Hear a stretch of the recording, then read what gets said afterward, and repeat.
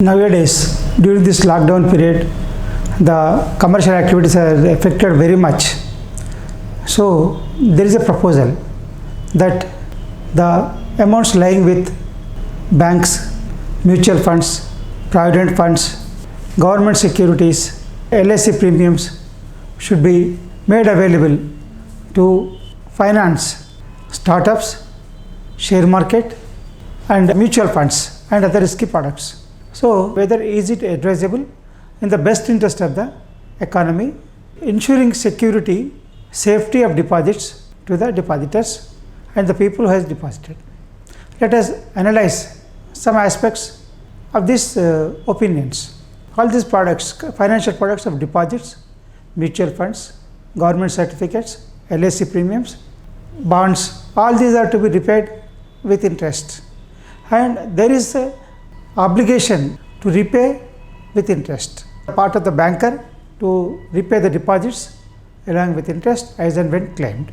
So, when this obligation to repay is there, along with interest is there, is it advisable to invest in speculative share market, mutual funds to encourage the startups? Under these circumstances, two sections of source of funds. One is capital, own capital, maybe share capital or partners capital or proprietors capital, and who are ready to take risk. They are prepared to invest and take risk and to gain the reward.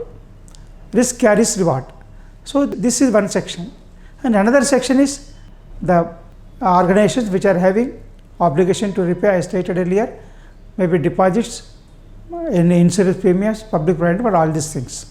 When the target of investment, when the destination of investment is risky, is it advisable to use the funds of the organizations which are having obligation to repay with interest? This is, in this aspect, we feel that because when there is an obligation to repay with interest and there is to protect the security of the depositors, you cannot take risk. The government or regulators cannot take risk with the borrowed funds. It means nothing but you are accepting deposits means nothing but borrow from the depositor. Issuing bond means you are borrowing from the bond holder. Insurance premium means is a creditor and you are the borrower. Insurance corporation borrower. Provident fund is to repay with interest to the pensioner. So, that is also a creditor. So, when there is a requirement of payment with interest and ensuring security, income to the borrower, it is not advisable to enter into the speculative share market, startups or mutual funds. What is the risk? See, now you have seen in this year itself, the share market went up to 42,000. Now again within short span of time it came down to 30,000. Means there is a nearly 30% fall in share market value. Of course, if it appreciates, there is no problem, they can repay. But if the share value reduces, who is going to repay? Ultimately, government is ensuring guarantee for the provident fund holders, government certificates, and even many of the banks also, because the government is a major shareholder, and insurance company, LIC is a major business holder of insurance premium, and all the things comes on the shoulder of the government. Government is nothing but the people who are paying taxes. They are paying hard-earned money and they are sacrificing and contributing to the exchequer with the intention to protect their future, to help the nation, to help the needy, to support the people, to support the needy, to create employment. Is it application of funds in the right direction? So, we feel that when there is obligation to repay with interest is there, you don't take any risk, you give only lending with assured income, and on the lending also should be on the basis of fully secured or personal security.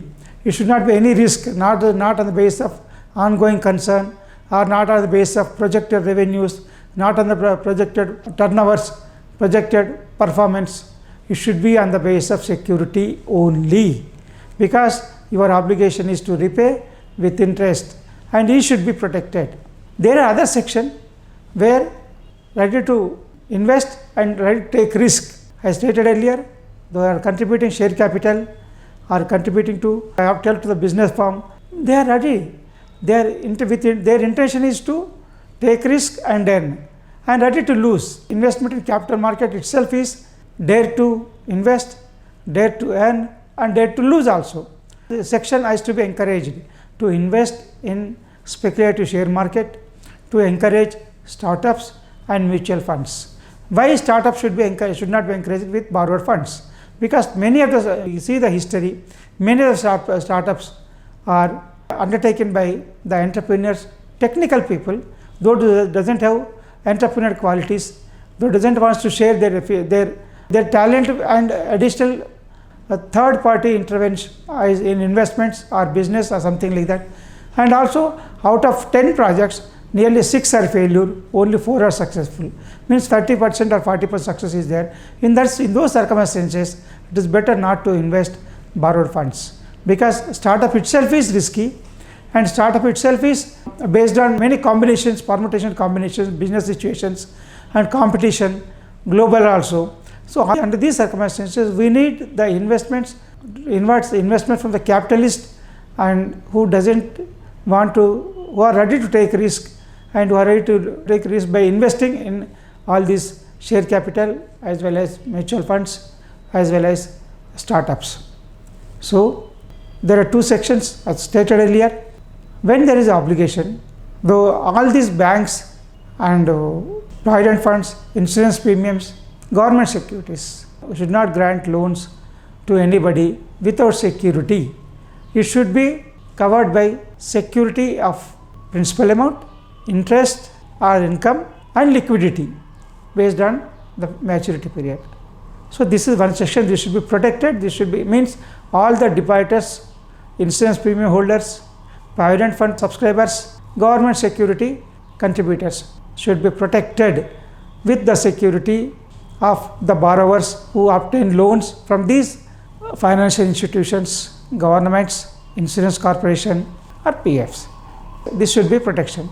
And in the case of other section, who are ready to take risk and who are ready to invest and who are ready to earn, risk carries reward, as stated earlier, we have to encourage both the sides, because the depositors always feel secured when their money, when they are able to liquidate the savings when at the time of their retirement age, or to purchase a lifetime asset, or to continue the education of children, or to get the marriage functions of their children. Only those occasions only they want to use the funds. They will contribute savings and they are ready to use the funds and doesn't want to take risk. When a person doesn't want to take risk, how can the organization which takes the funds from these persons can take risk? So this should be the concept. And when the person, another section of people, out of their savings, they are contributing towards capital, maybe 10%, 20%, 25% or 100% according to their convenience, comfortability. If they are contributing and ready to take risk, let them go for that and let them earn and let them ready to lose. That is their prediction, planning, investment planning, business planning, and everything depends upon their own decision, because that is their own capital. They need not pay anything to anybody. There is no commitment to them to repay with interest or to repay the principal or to protect the security of the contributors. So these are 2 sections. And one more, many people say USA and Europe countries, the people are contributing to mutual funds. Corporations also encouraging organizations which are taking investments from mutual fund holders are investing in these startups and share market mutual funds. I feel respectfully differ with them that since you are taking risk, your creditor is also at risk. So as we are seeing, just last day we have seen there are 26% increase in bankruptcy applications. Means 11 large companies have filed for bankruptcy. Means who is the loser? The creditor, the investor. More credits means more risk to the organization. More investments means less risk to the organization. Means investors means they are prepared, and the creditor means they should be secured. This changing situation, we should understand the difference. One more aspect with regarding the deposits or amounts to be repaid, that is maturity period planning, foreclosures, repayment on demand, and all these things has to be taken care of by the organization. The reason is you cannot use shorter period for longer term investments. The correct business policy never uses the short term funds for long term needs. So We need long-term funds for long-term period projects and short-term funds for working capital requirements. So all these banks, financial institutions should use their funds only to meet the working capital needs, so that can be collected as and when there is emergency to repay the deposits. In the case of insurance company, they can grant loans based on the security of policies received and secured maybe housing or vehicles of the policy holders to protect the interest of policy holders, policy premiums paid in advance. Provident fund, they can give loans only to people who have contributed, not to outsiders, only on the security based, not on any risk based. And whereas in the government also, they have to give sanction loans only to the projects and persons based on security, means repayment assurance. In the case of investors, means we need more and more investments in longer period funds, capital funds. For that purpose, we need to encourage investments in share market to finance startups, mutual funds and existing manufacturing infrastructure projects and all other innovations, creativity, who need technical and financial support. And one more thing is, all these investors need not be entrepreneurs. Entrepreneur means who carries on the business with management, whereas the investor invests and is silent and he expects return only after some time, longer period. Whereas the entrepreneur, he has to act according to the common prudential business norms to make the commercial organization profitable, viable, successful, to win the confidence of investors and creditors. So these two sections I stated earlier, one is the money is received with a commitment to repay with interest on demand, and other section is there is no risk and no commitment to repay and they are ready to take the risk.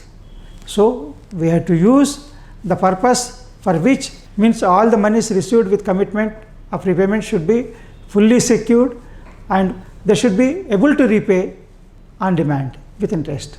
And in the case of investments, they need not be repaid, they can take risk, and for these people they want profits, means if their investment, they may get huge profits, sometimes they may get huge losses also. This is possible in the case of share market, mutual funds and startups.